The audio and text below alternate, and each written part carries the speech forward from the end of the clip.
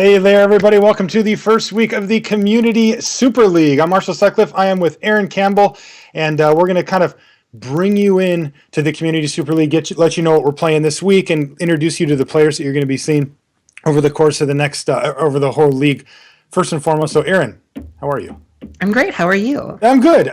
This is a little different, right? Like we get to just kick back. It's supposed to be fun, right? I'm normally like, okay, what do I need to be doing? And it's like, no, we get to just chill back a little bit. And so you and I are going to kind of explain to everybody, how the league's going to work. Why don't we start off by taking a look at our matchups? So that's for this week, but also it's going to show you all of the players in the league.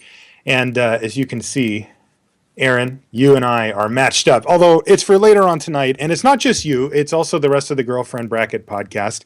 And I thought what we should do is we should start off by kind of letting people know what's going on here this week, because the format changes every week. It's not going to be the same thing every single time. And we've actually got a video that will explain to you what we're playing this week, and then when we come back, Aaron, you and I are going to walk through the decks and the players that are going to be here for the Community Super League. So let's check out the video for this week, and then we'll be right back.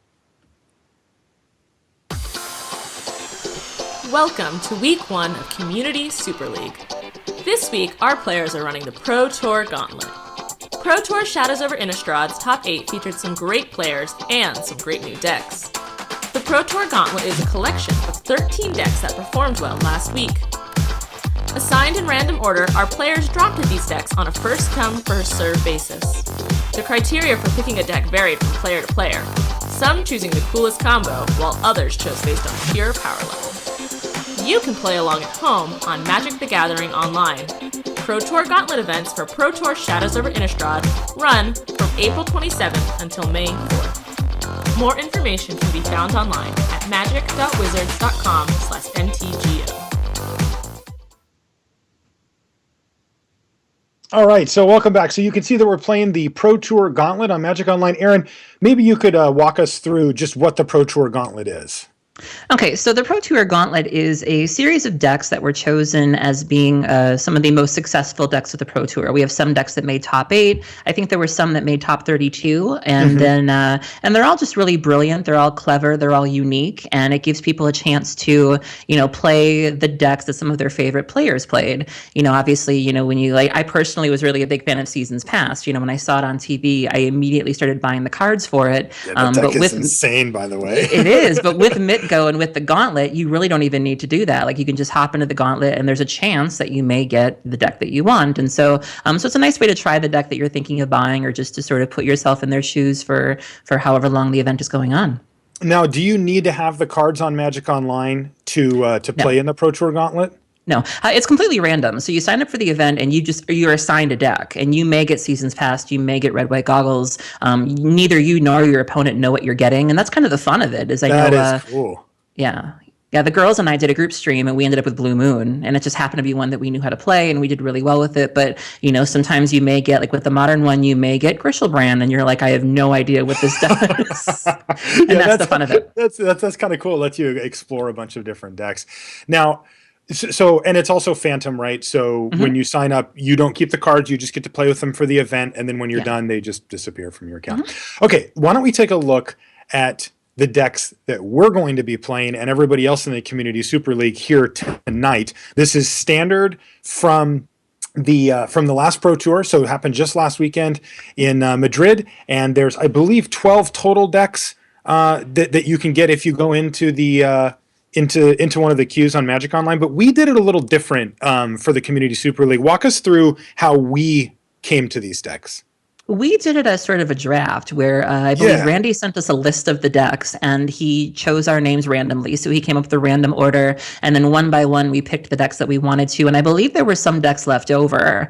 There were more decks than there were people playing tonight. And the Girlfriend Bracket was last, which is fine. We got a deck that we feel great about, and it was nice. I think most people got what they wanted, and so it'll be interesting to see what happens. Yeah, it was funny. When it came time for my pick, I figured this is a Community Super League. I'm going to let the community decide. And so I put up a straw poll on Twitter, and I just said, vote. These are the ones that are left. And they did. And, we'll get to that. We'll get to the one that I'm going to be playing in a minute. But first, taking a look at our matchups here, Aaron, these are in order of schedule. So the Professor versus TMS Wedge, that is going to be our first match of the night, and it's coming up shortly in about 5 minutes. So what I think we should do is quickly run through the players and the decks. So, I think probably most of the people watching are going to be familiar with the players.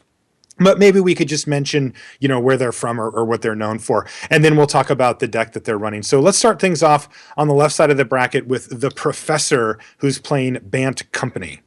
Yeah, so this is Battle of the YouTubers. They've been, talking some friendly smack throughout most of the day, and the Professor's known for his Tellurian College videos, which are amazing, and Wedge is known for, his videos, the Manosaurus, and they are really good friends in real life, and they support each other, but tonight they're going to be out for blood.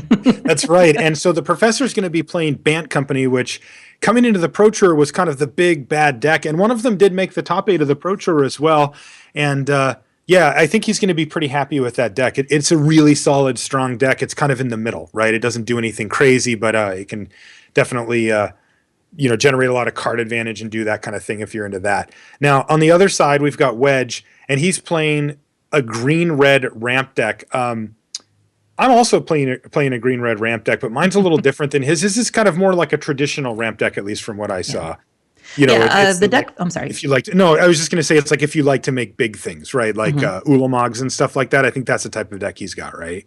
Yeah, and you could say one of the problems with the straight ramp deck is that it doesn't really do anything else other than ramp. One of the advantages to your build, Marshall, is that you can be, while you're ramping, you can be killing things with Fiery Impulse, you can be doing things with Tormenting Voice, getting cards back. Wedge is really just going to need to, all Wedge is going to be able to do is ramp, and if the Professor can be aggressive and put pressure on him, he may be able to stop Wedge before he gets his Atarka out, gets his Ulamog out, and it's going to be up to Wedge to just stay focused and try to race. Next matchup, we've got Loading Ready Run, who I do believe is going to be piloted this time by Graham Stark. Now, the interesting thing here, Aaron, is that we've got multiple teams that are actually a group of people. Your team from the girlfriend bracket, Loading Ready Run, and Magic the Amateuring are both at least 2 people or more. And there's an interesting dynamic on, well, am I playing everybody? Is everybody on a Skype call, or is it like we send forth a champion for the night and everybody else just has to root them on? And in this case, I do believe that it's just Graham playing from Loading Ready Run. You know them from Friday nights. They've got a big YouTube presence as well as stream, and they're playing probably the weirdest and craziest deck in the gauntlet, the Red-White Eldrazi Goggles deck. This was piloted by LSV. No, this is Luis Salvato from Argentina. Yeah, that's what I said. Luis Salvato. Oh, I see what you did there. So, yeah, Luis Salvato from Argentina played the Red-White Eldrazi Goggles deck, and it's a weird deck. That deck does some really crazy stuff.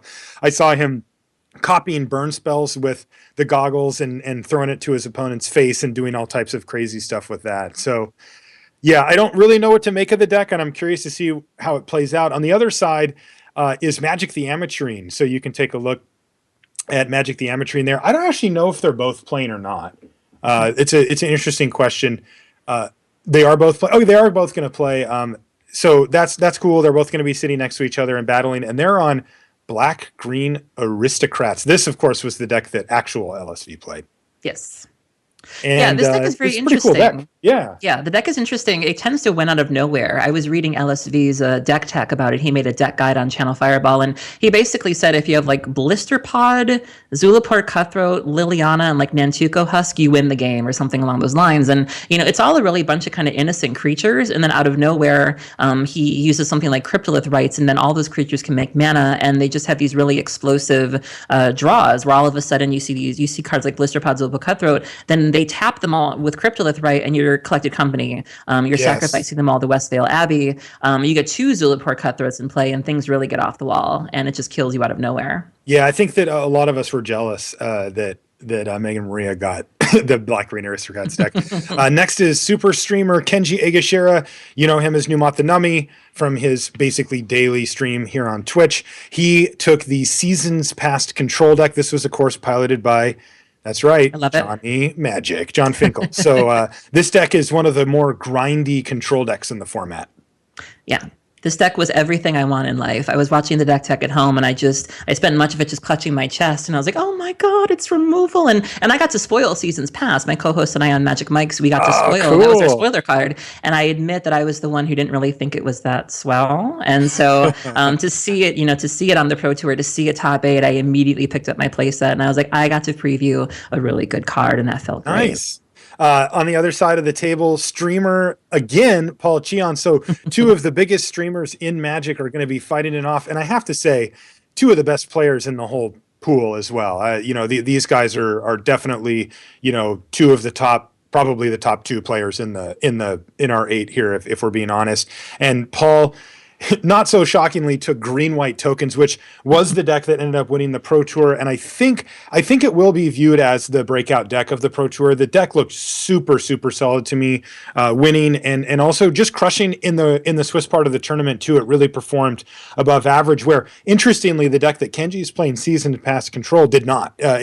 John was the only one to do well with that. So, well, I am a little worried about Cheon's matchup in this though, because Kenji's deck is really great at killing things, and so true. Over and over. Yeah. Exactly. So between Virulent Plague, which there were 1 and 2 copies in the sideboard, it's a lot harder for Paul to, normally against a control deck, you want to either go more aggressive or turn into a control deck. And it doesn't seem like Paul has as many options to switch gears as Kenji does. And so I really think Kenji's kind of favored here. Yeah, it'll be cool. All right. So the players are just about ready. I'm going to just go through real quick. We've got Aaron Forsyth. He's playing Sultai midrange. He, of course, is the director of Magic R&D. He's playing against Gabby Sparts, another super streamer. She's on the mono white humans. She's got the most aggressive deck. And then rounding out the night is you and the rest of the your co-host from the Girlfriend Bracket podcast playing Esper Control. Now this is the Seth Manfield version, I believe. And then that's against me. I'm playing Goggles Ramp, which was piloted by Brad Nelson. Okay, so that's going to round out what we're going to be seeing and the players who are going to be seeing it. But we're ready for the first round of action. So Aaron, let's head down to the feature match, or as it were, to Magic Online for the first match of the night here on the Community Super League.